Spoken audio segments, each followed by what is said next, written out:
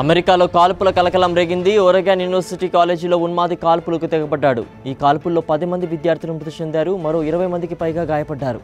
ఉన్మాదిని పోలీసులు అదుపులోకి తీసుకున్నారు. ఘటనపై విచారణ కొనసాగుతోంది.